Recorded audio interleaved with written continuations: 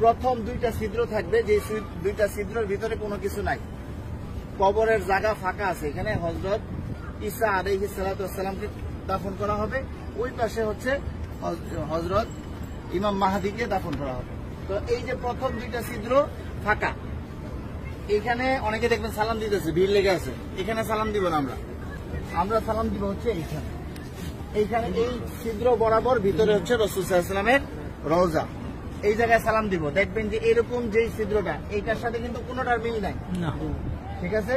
এই বরাবর নবীজিকে সালাম দিতে হবে।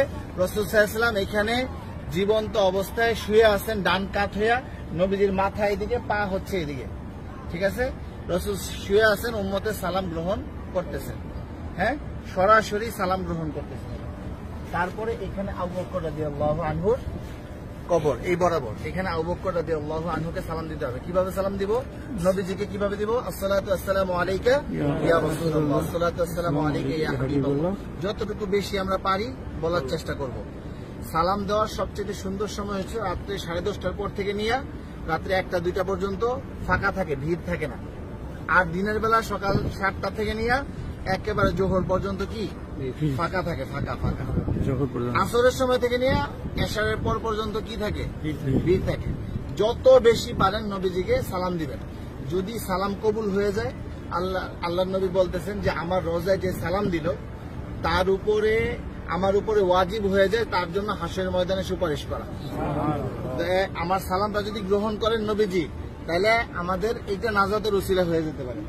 যাই হোক, বলতেছিলাম এই বরাবর আবু বকর রাদিয়াল্লাহু আনহু, আবু বকর রাদিয়াল্লাহু আনহু মাথা এদিকে, পা এদিকে, নবীজির মাথা এখানে, রাসূলের পা এই পর্যন্ত আসছে, রাসূলের শরীরের ওই পাশে হচ্ছে কি আবু বকর রাদিয়াল্লাহু আনহু।